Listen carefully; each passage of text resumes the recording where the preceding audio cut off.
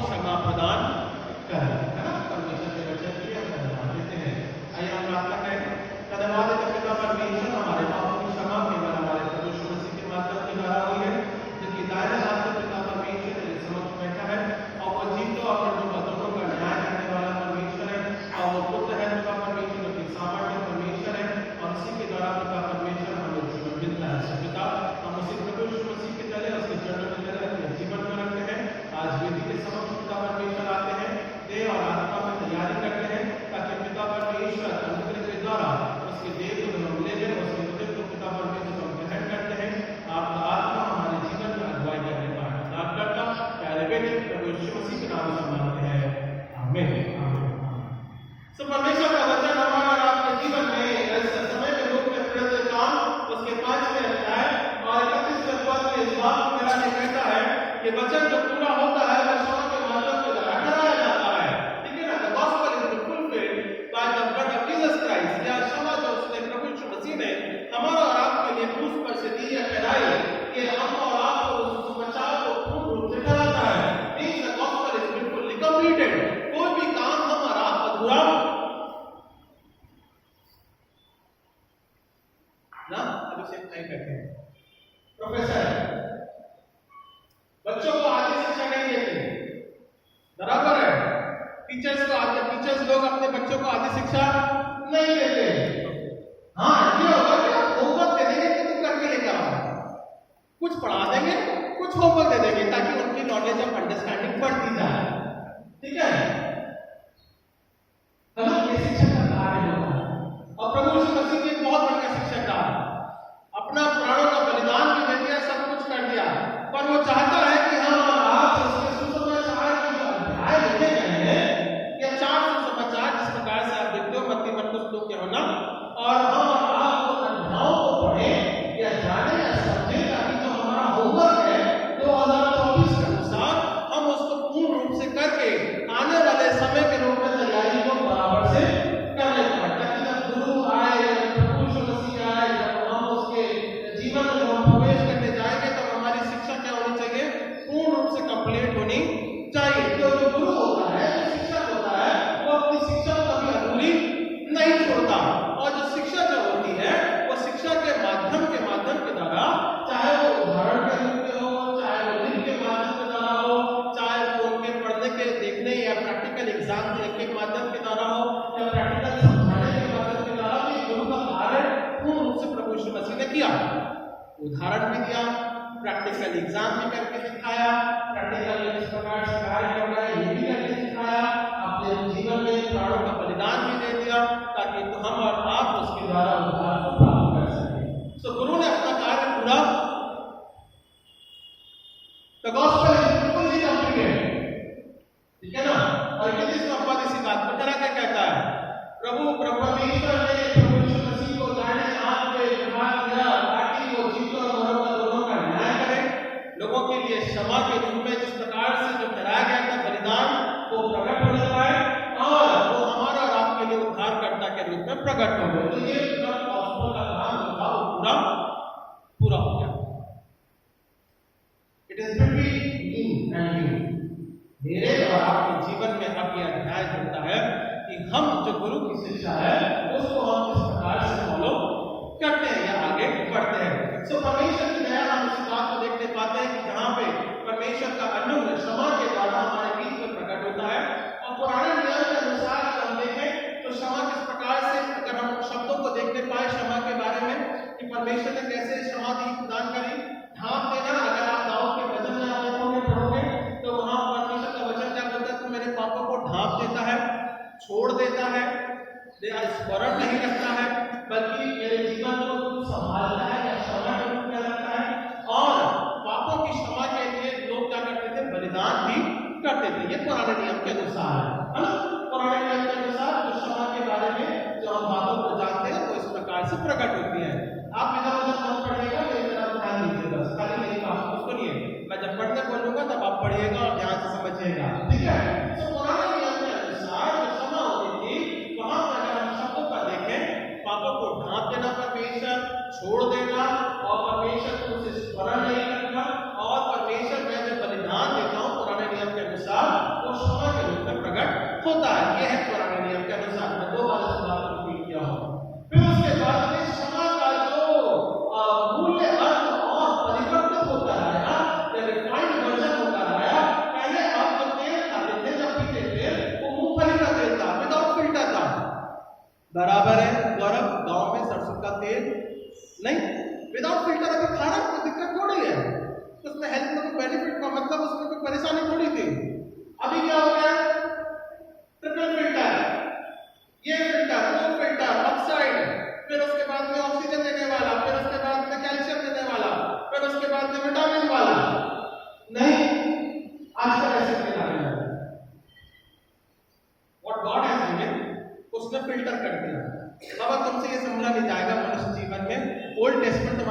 कठिन हो जाएगा। तो मैं काम करता हूँ जो पापों का बलिदान है, क्षमा के बारे में, मैं उसे और रिफाइंड या फिल्टर, ठीक है, ताकि तुम्हारे हार्ट पे वजन ना, डॉक्टर साहब है ना, तेल कम करो, हार्ट पे वजन ज्यादा पड़ता है, बॉयल खाओ, फिल्टर वाला खाओ, फिल्टर पानी पियो, ताकि हृदय पे तुम्हारा वजन जल्दी अटैक नहीं आए, है ना। तो प्रभु यीशु मसीह का वचन इस प्रकार से पूर्ण होता है, आपके हृदय में ज्यादा अटैक नहीं आए, इससे अच्छा परमेश्वर क्या होता है, मैं उसको तुम्हें फिल्टर करके देता हूँ, बहुत आसानी से देता हूँ, ताकि तुम उसको जानने पाओ, सीखने पाओ और क्षमा बहुत आसानी से तुम्हें मिल लेता है। पहली बात जो ओल्ड टेस्टमेंट में वो क्षमा बड़ी कठिन होती थी, उसको फिल्टर करके परमेश्वर ने अपने पुत्र का बलिदान करके और यूहन्ना 3:16 के हिसाब से जो कोई विश्वास करता है वो प्रभु यीशु मसीह में उद्धार पाएगा, बहुत आसानी से फिल्टर कर देगा। अच्छा, अभी लगातार 3 संडे से अगर आप देख रहे थे तो पहले अभिषेक भाई ने क्षमा के बारे में, सामने स्त्री के बारे में बताया, ठीक है ना। डॉक्टर साहब ने 13 आगे की स्टोरी बताया, इस बात को बताया कि तू आएगा क्षमा मांगेगा तो मैं क्षमा भी करने के योग्य परमेश्वर हूँ, इस बारे में कहना चाहा। फिर हमने वचन को मिला के माध्यम के द्वारा आता है, वचन को किस प्रकार से पढ़ना है, गंभीरता को रखना है, it is being filtered everything, है ना। परमेश्वर हमको और आपको ये बार-बार मौका देता है कि हम परमेश्वर के समक्ष आए और क्षमा को सही रूप से हम प्राप्त करने पाए, और यही क्षमा हमको और आपको परमेश्वर आज के समय के लिए मौका दिया है, ताकि आज का समय जो उसकी देह और लहू में सहभागिता का है, ताकि उसकी वेदी के समक्ष हम आते हैं, फिल्टर के रूप में परमेश्वर ने बहुत आसानी से ये कराया कि आप उसकी वेदी के समक्ष आ सकते हो। पुराने नियम के अनुसार आपके वेदी के समक्ष नहीं जा सकते थे, वो केवल महापवित्र स्थान था, तो केवल याजक प्रवेश कर सकता था, और प्रभु यीशु मसीह के माध्यम के द्वारा ये वेदी का स्थान खोला गया, ताकि हर कोई विश्वास करता है प्रभु यीशु मसीह में वो क्षमा को प्राप्त करने का। तो मेरी बात समझ में आई, मैं क्या बोलना मांग रहा हूँ, कॉन्सेप्ट क्या है। पुराना नियम इस बात को ठहराता है और फिल्टर करके प्रभु यीशु मसीह अपने प्राणों का बलिदान इस प्रकार से देता है क्षमा के माध्यम के द्वारा। ये बात समझ में आ गई, बेसिक कॉन्सेप्ट समझ में आ गया, बहुत घंटा। सो आइए हम थोड़ा सा विचार करेंगे किस प्रकार से मेरे लिए उदाहरण के रूप में लूक चैप्टर 7 जिस प्रकार से तुलसी दासरी ने पढ़ा, उस एग्जाम्पल को हम रखते हुए कुछ बातों को हम क्षमा के बारे में देखेंगे। सो पहली बात है, पश्चातापी मन हमारा होना चाहिए। पश्चाताप जिसे हम कहते हैं, रिपेंटेंस जिसे हम कहते हैं, ये हमारे जीवन में क्षमा को प्रकट करती है या क्षमा को और नजदीक में हम लेकर आती है। सो रिपेंटेंस हमारे जीवन में होना चाहिए। लूका की पुस्तक के अनुसार, पतरस या फिर लूका की पुस्तक के अनुसार परमेश्वर हमारे और आपके जीवन को इस बात को ठहराते कहता है, और अगर हम इस बात को थोड़ा सा पढ़ेंगे book of Acts chapter 2 verse 38, फिर मैं एग्जांपल बताऊंगा लूका 7 के पास में से। Book of Acts chapter 2 verse 38, the book of Acts chapter 2 verse 38 क्या इस प्रकार से लिखा है, पढ़ देता हूं। पतरस ने उनसे कहा, मन फिराओ और तुम में से हर एक अपने पापों की क्षमा के लिए यीशु मसीह के नाम से बपतिस्मा ले, तो तुम पवित्र आत्मा का दान पाओगे। रिपेंटेंस होना चाहिए, मन फिराव होना चाहिए। मन का बदलाव जब तक नहीं होगा, जब तक तुम रिपेंट नहीं करोगे, तब तक हम और आप उस क्षमा को प्राप्त नहीं करने पाते हैं। सो अगर हम उदाहरण के लिए देखें, लूक चैप्टर 7 में अगर हम अपनी स्त्री के बारे में अगर आप जानते हैं या उस कहानी के बारे में सुना और जाना है, वो जब प्रभु यीशु मसीह के पास में आती है, she is completely coming to the full repentance, बराबर है। वो प्रभु यीशु मसीह के पास में रोती है, अपने आंसुओं से उसके पैरों को धोती है। अगर आप उस स्टोरी को जानते हैं, पढ़ते हैं लूक चैप्टर 7 के अनुसार, ये अध्याय के रूप में हम इस बात को देखते हैं। So she is completely devoting herself, वो प्रभु यीशु मसीह के पास में पूर्ण रूप से आती है, पूर्ण रूप से अपनी क्षमा के बारे में वो प्रार्थना करती है कि प्रभु यीशु मसीह, मैं तेरे समक्ष आई हूं, मेरे पापों को तू क्षमा कर। लूक चैप्टर 7 वर्स 44 अगर हम पढ़ना चाहें तो हम एक एक पद में से इस बात को पढ़ेंगे और उदाहरण के रूप में समझेंगे। लूक चैप्टर 7 वर्स 44 यहां इस प्रकार से लिखा है, और उस स्त्री की ओर फिर कर उसने शिमोन से कहा, क्या तू उस स्त्री को देखता है? मैं तेरे घर में आया, परंतु तूने मेरे पांव धोने के लिए पानी न दिया, पर इसने मेरे पांव आंसुओं था, है ना, ये लिखा था इस प्रकार से, she is completely devoting herself, वो पूर्ण रूप से प्रभु परमेश्वर के पास में आती है, प्रभु यीशु मसीह को वो गुरु जानती है, प्रभु यीशु मसीह के तहत अपने जीवन को रखती है और वो अपने जीवन को प्रकट करती है कि प्रभु परमेश्वर मेरे जीवन को तू क्षमा प्रदान कर, तू दया प्रदान कर परमेश्वर। और वो फरीसी के घर में बैठा है, प्रभु यीशु मसीह को अगर आप देखोगे उस कॉन्टेक्स्ट के अनुसार वो किसी फरीसी के घर में रहता है। इसका मतलब जब वो फरीसी के घर में आती है, फरीसी शायद उसको जानता है ना, फरीसी जानता, क्योंकि जब वो आती है, जब वो प्रभु यीशु मसीह से मिलती है, तब फरीसी के मन में सोचता है कि कितनी बेवकूफ है, प्रभु यीशु मसीह भी जानता नहीं कि कैसी स्त्री है ना, ये विचार करने वाली बात है। So in any of the context, फरीसी ये जानता है कि ये कैसी औरत है, ये पापी स्त्री है, कई प्रकार के व्यभिचार पाप से हम कहते हैं वो प्रकट होती है। और पुराने नियम के अनुसार वो स्त्री मंदिर में प्रवेश करके पापों की क्षमा उसके लिए वर्जित, मंदिर में घुसना उसके लिए वर्जित था, क्योंकि वो पापी स्त्री थी। तो पापों की छुटकारे के लिए, पापों की क्षमा के लिए उसके पास मंदिर जाने का कोई उपाय, it is very difficult for her to enter into the temple and sacrifice for his sin. क्योंकि पुराने नियम के अनुसार ऐसे ही होता था, मंदिर में प्रवेश करके अपना बलिदान देके किसी प्रकार से वो रहेगा, वो लहू को लेके पर वो जाने का उस प्रकार से, तो उसके लिए शायद वो चीज वर्जित थी उस समय के लिए, क्योंकि वो फरीसी जानता था, या स्त्री शायद फरीसी को जानती थी, कहीं भी कोई भी कंडीशन हो सकती है। वो सोची कि यार प्रभु यीशु मसीह के घर में आया है, मैं उसके घर में जाके कम से कम मेरे गुरु से इसके लिए क्षमा तो मांग सकती हूँ, उसके लिए आशा करता हूँ। She is been hoping that, मेरी बात को समझना, she come with a hope, वो एक आशा के साथ में आती है कि ये जो प्रभु यीशु मसीह है, ये जो प्रभु है, ये जो गुरु है, मैंने इसका नाम काफी सुना है पूरे यरूशलेम में, पूरे यहूदिया में, पूरे आसपास समरिया में, ये वाकई में पापों की क्षमा का गुरु है, शायद मेरे पापों को क्षमा। और फरीसी को जानती थी, तो वो मंदिर में नहीं जाती है, क्योंकि उसके लिए वर्जित था। वो यहाँ तो उस गुरु के पास कम से कम मैं आशा जो है, प्रभु यीशु मसीह शायद अगर मेरे पापों को क्षमा करने पाएगा तो वो क्षमा कर देगा, इसलिए उसके घर में गई। और फरीसी जानता था कि कैसी, इसका मतलब वो उसके संबंध में था, उसकी जानकारी में था, या उसको जानता था,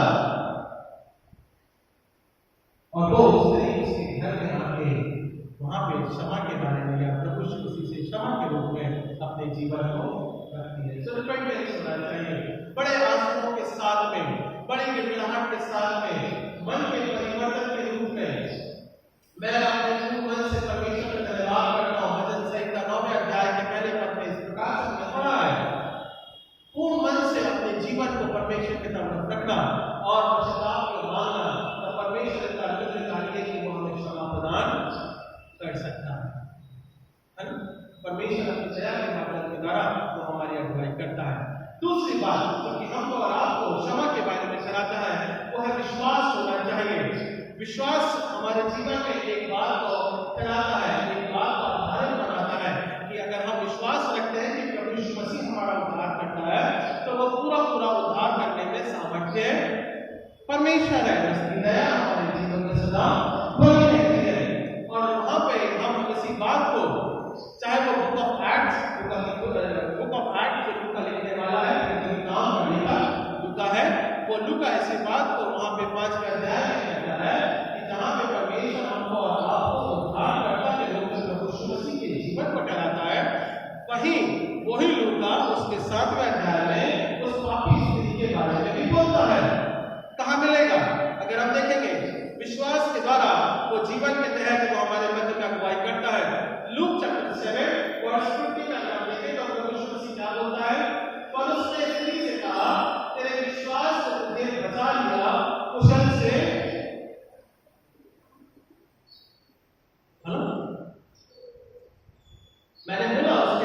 उस पापी स्त्री के लिए मंदिर में बलिदान करके क्षमा मांगना बहुत कठिन था उसके लिए, उस समय के दौरान, उस कॉन्टेक्स्ट के दौरान। पर उसके लिए ये आसान था कि मैं उस फरीसी के घर में जाके परमेश्वर से एक आशा के रूप में इस बात को प्रभु यीशु मसीह के समक्ष रखूं, गिड़गिड़ाऊं और वहां पे रोऊं और परमेश्वर से मांगो कि मेरे पापों को तू क्षमा कर दे, या परमेश्वर या प्रभु यीशु मसीह मेरे पापों को आप क्षमा करें। तब प्रभु यीशु मसीह क्या बोलता है? जा, तेरे विश्वास से तुझे क्षमा कर दिया, या चंगाई हो गई, या मैंने तुझे जो छुटकारा था, तुझे जो मिलना चाहिए था वो मैंने तुझे दे दिया है। दोबारा उस कार्य को नहीं करना। प्रभु यीशु मसीह हमारा और आपके लिए एक आशा देता है। प्रभु यीशु मसीह हमको और आपको एक मौका देता है। वो विश्वास में हम किस प्रकार से बढ़ते हैं या चलते हैं, प्रभु यीशु मसीह हमारे लिए इस बात को हमारे लिए ठहराता है। वो हमारे लिए द्वार को खोलता है। तो हमारा और आपके लिए सबसे ज्यादा सहज क्या है? बजाय किसी और काम को करने के लिए अपने विश्वास को आधारित बना के ये ज्यादा सरल कार्य, ये ज्यादा सरल कार्य है। अच्छा, आसान क्या है? आसान क्या है?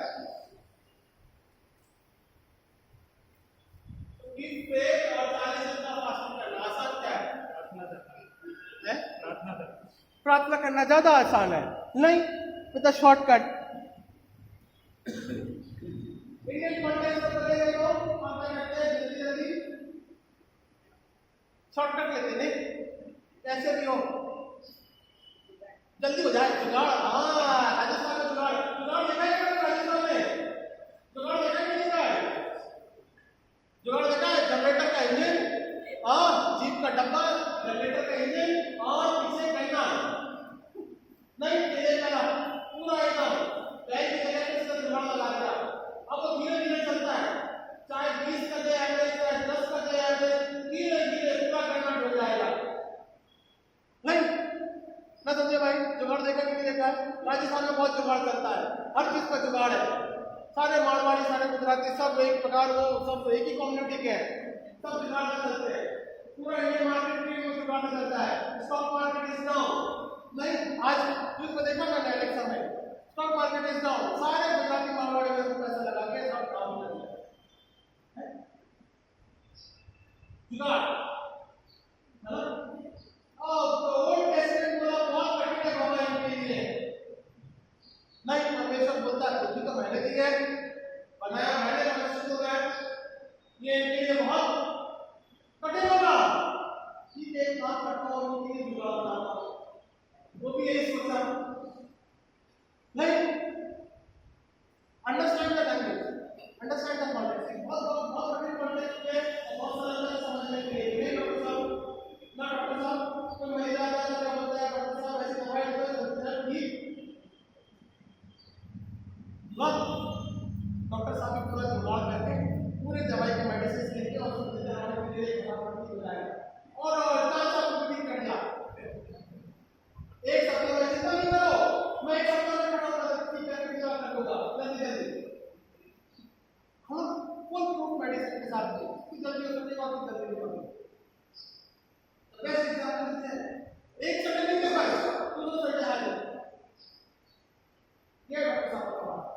तो परमेश्वर का बात पढ़ने में जब है पूरा ओल्ड टेस्टमेंट उसके बड़ी कठिनाई से निकाला, लोगों के लिए बड़ी कठिन होते हैं, लोगों को पालन नहीं कर पाए, है ना? कुछ लोग सत्य को फायदा नहीं उठा लिए, है ना? समाज के लिए बहुत कठिन हो गया था उनके लिए, पैसे लेने का काम भी कर गया था, व्यापार का काम भी हो गया था। नहीं तो कैसे लोग एक से लोग परेशान के लिए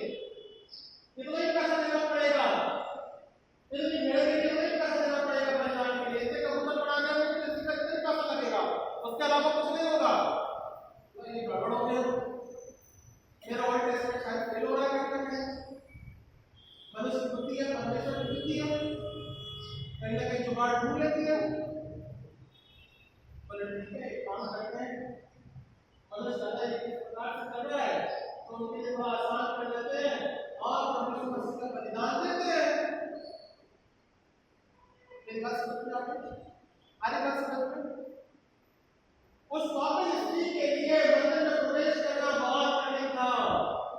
बराबर है, ऐसी स्त्रियों को हम शहर से बाहर ही मीरा रोड से कांटेक्ट का हम चाहते हैं करना जब भी लेके बताते हैं मीरा रोड के प्रकार से पहले आप जान सकते कुछ नहीं सकते थे, ओनली हाईवे का काम होता ना, बड़ा कठिन समय था। उसको शहर से बाहर रखा जाता है ऐसे कामों के तहत किसी प्रकार से प्रवेश वर्जित था मंदिरों में। उसने भी जुगाड़ लाया, मगर ठीक है अभी परमेश्वर के मंदिर में भी जा सकती हूँ, कम से कम एक आशा के तहत परमेश्वर मसीह के पास आती हूँ, वो ज्यादा आसान है। मैं इस मसीह को जानती भी हूँ, उसने मना नहीं किया अपने कर्मों को उसमें से, अगर आप कॉन्टेक्स्ट पढ़ोगे तो ना विजय भाई, उसने मना नहीं किया। अगर आप कॉन्टेक्स्ट पढ़ोगे तो उसने उस मसीह ने उस पापी मसीह को घर में घुसने से क्यों आई है मेरे घर में, तो कैसी स्थिति है वो जानता था। शायद वो प्रेशर की दवाई होगी, मैं आगे मेरे घर और मैं बोल दूंगी मेरी तो कहता है मेरा काम कैसे थे, बोले नहीं बाबा तू आ जा। नहीं बहुत से कॉन्टेक्ट हो सकते हैं कि मैं आपको इस बातों में ऐसे शब्दों में समझा रहा हूं ताकि आपको समझ में आ जाए। और वो उसको जानता भी था और क्षमा के लिए इस बात को वहां पे वो ठहराता है। तो वहां पे वो मिस्त्री आती है और वो प्रभु यीशु मसीह से जब पश्चाताप करती है, अंगीकार करती है और प्रभु यीशु मसीह बोलता है जा तेरे विश्वास ने तुझे क्षमा या फिर चंगाई या छुटकारा मैं देता हूं। It is very difficult. पुराने नियम के अनुसार, वचन के अनुसार पापों की क्षमा मांगना बहुत कठिन था, पर प्रभु यीशु मसीह के बलिदान के माध्यम के द्वारा हमें और आपको पापों की क्षमा आसानी से मिलती है। इसलिए मैंने प्रश्न किया क्या सहज है, क्या सरल है विश्वास रखना कि 40 दिन उपवास करके प्रार्थना करना। बड़ा कठिन होता है, कुछ लोग डाइट के हिसाब से करते हैं कठिन पाठ, पर 40 दिन का फास्टिंग करना ये भी बहुत कठिन। उसके लिए प्रभु परमेश्वर ने, प्रभु यीशु मसीह ने केवल एक बात को ठहराया, विश्वास रख और प्रार्थना कर तेरे पाप क्षमा हो जाए। ये हमारे लिए ज्यादा सरल है, इस बात को जानना हमारे लिए सरल है। सो विश्वास का प्रकटीकरण होना चाहिए। सो दो बातें हो गई, पश्चाताप रिपेंटेंस और दूसरी बात विश्वास, ये हमें क्षमा को तरफ लेके जाती है। तीसरी बात अंगीकार, accept that God is Jesus Christ is the only saviour. पश्चाताप के साथ में हम और आप अंगीकार करना बहुत जरूरी है। पहला जो होगा उससे पहला अध्याय नंबर 1 गौरव निकालेगा क्या? ओ है, ठीक है। फर्स्ट जॉन चैप्टर 1 वर्स 9 मैं निकालूं, आप पढ़ते मेरे लिए। First John chapter 1 verse 9। यदि हम अपने पापों को मान ले तो वो हमारे पापों को क्षमा करने और हमें सब अधर्मों से शुद्ध करने में विश्वास योग्य और धर्मी परमेश्वर है। मानना बहुत जरूरी है। एक्सेप्ट दैट कि प्रभु यीशु मसीह मेरे पाप कैसे हैं, मेरी वेदी के समय जब हम आते हैं या जब हम हमारे वेदी के समक्ष आते हैं, जब हम उस देव लोक में सहभागी होते हैं, ये मानना बहुत जरूरी है प्रभु यीशु मसीह मैं पापी हूं। एक्सेप्ट और वो एकदम विश्वास योग्य धर्मी परमेश्वर है कि हमारे पापों को क्षमा अनुग्रह के द्वारा पूरा कर देता है। पापी स्त्री के बारे में अगर हम देखें लूक चैप्टर 7 वर्स 47, मैं कुछ पदों को उसमें से आपको हाईलाइट करके बताता हूं ताकि आपको कॉन्टेक्स्ट समझ में आए कि लूका की पुस्तक उसके 5वें अध्याय और उसके 31वें पद में क्यों इस बात को यहाँ पे हम प्रभु यीशु मसीह हमारा उद्धार करता है, इस बात को हम पुष्टि करते हैं या हम देखते हैं। Chapter 47 verse, Luke chapter 7 verse 47, उदाहरण के लिए इसलिए मैं तुझसे कहता हूं कि इसके पाप जो बहुत थे क्षमा हुए, क्योंकि इसने बहुत प्रेम किया, पर जिसका थोड़ा क्षमा हुए वह थोड़ा प्रेम पूर्ण मन से आए, जैसे भी थी वो वैसे आए। संगे बर्तन में इत्र लेकर आए। अगर आप उसको गूगल करके देखेंगे वो इत्र जो है वो एशिया के मैं कहता हूं हमारे मध्य भारत के पार्ट में से वो आया हुआ है, ठीक है ना। वो सबसे महंगा इत्र है, उस समय के दौरान सबसे महंगा इत्र इसी पार्ट में से बनाया जाता था। भारतवर्ष के एरिया में से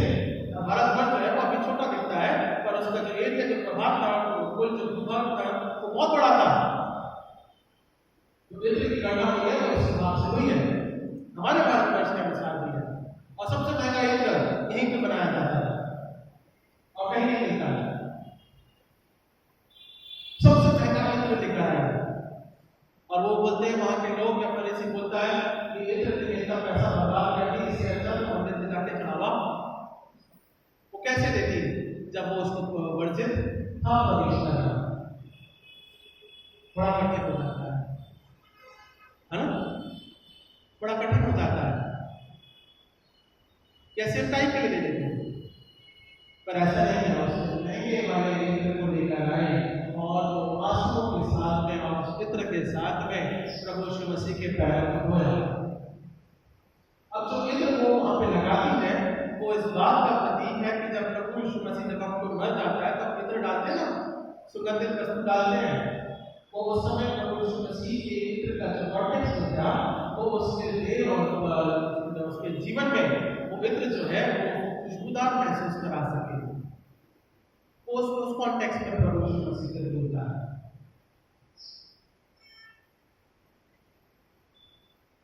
खुशबूदार उसके देह को बना सके। वो इस इत्र का प्रयोग इस बात को प्रकट करता है। कोई मर जाता है तो हम उसके ऊपर इत्र डालते हैं ताकि उस बॉडी में से बदबू ना आए।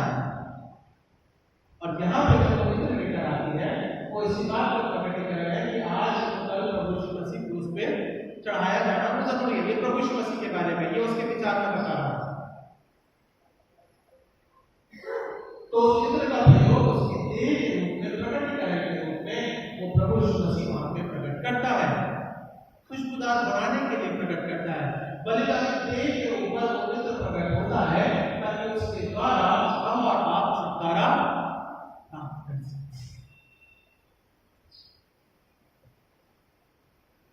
पूरे संपूर्ण बाइबल में केवल एक ही महिला है जो उसके ऊपर इत्र डालती है, बाकी कोई नहीं डालता।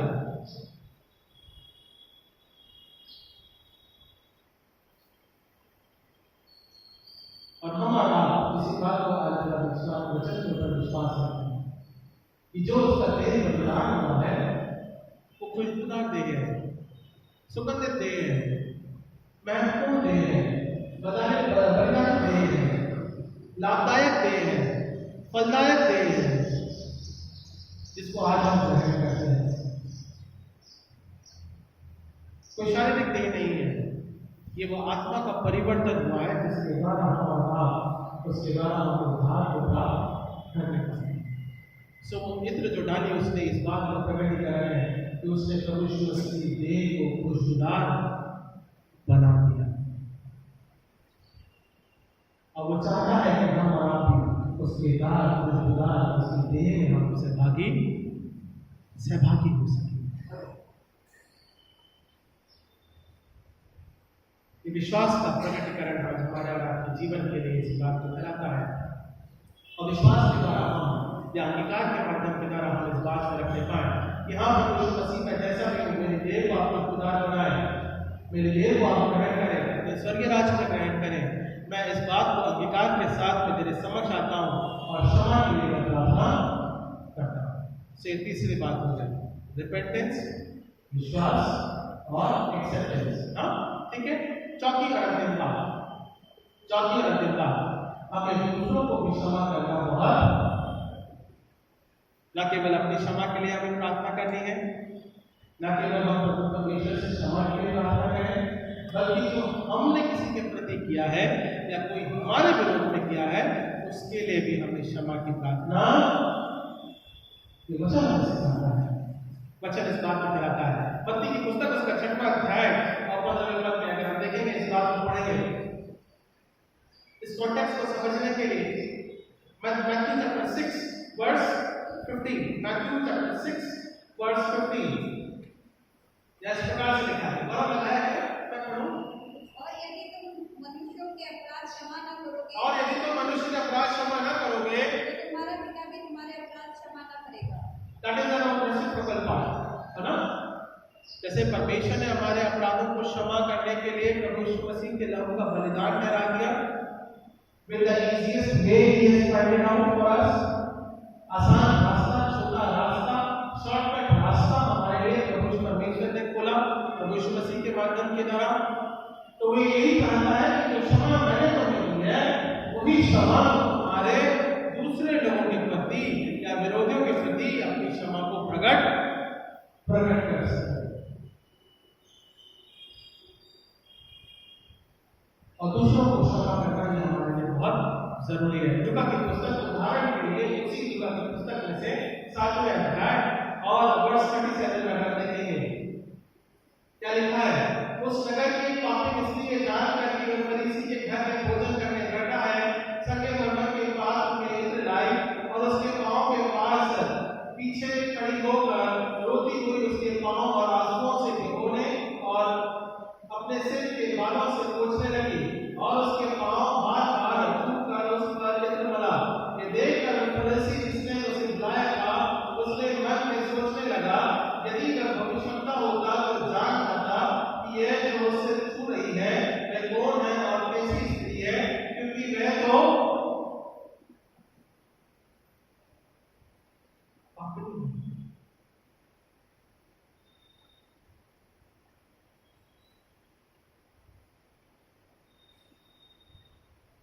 वो फरीसी अभी भी उस स्त्री को जिस नजर से वो देख रहा था वो पापी स्त्री के रूप में देख रहा था। पर जब प्रभु यीशु मसीह उस स्त्री को देख रहा था, उस पापी स्त्री को देख रहा था, क्षमा के लिए देख रहा था। सो देखने का नजरिया हमारा कैसा होना चाहिए कि हम दूसरे को इस प्रकार से देखने पाते हैं, क्षमा के रूप में अपने जीवन को हम करने पाए, है ना। परमेश्वर का वचन इस बात को बताता है, जब हम उसके विधि के समझ आते हैं, परमेश्वर जैसा आपने मेरे अपराधों को क्षमा किया है, गलती के लिए जब हम करते हैं यहाँ पे, वैसे ही हम एक दूसरे के अपराधों को क्षमा करें। इस बात को भी हम प्रार्थना के आइए हम प्रार्थना करें। महाराजा तेरा अनुग्रह कार्यक्रम का परमेश्वर आपके नाम को हम धन्यवाद देते हैं पिता, आपकी दया के लिए, अनुग्रह के लिए, जीवन के लिए, सामर्थ के लिए, प्रभुता के लिए पिता। दया का सागर है पिता परमेश्वर, हमारे बीच में पिता आप अगुवाई करते हैं, संभालते हैं, अपने प्रभुता में लेते चलते हैं पिता परमेश्वर। जिस प्रकार से आपने उस पापी स्त्री को पिता क्षमा प्रदान करा पिता परमेश्वर, हम भी हमारे अपराधों से क्षमा करके दूसरों को भी क्षमा करने पाए और इस विधि के समझ आने पाए, ताकि देव और लोग उनसे करता प्यारे बेटे प्रभु यीशु मसीह नाम से मांगते हैं, सुना कबूल कीजिए।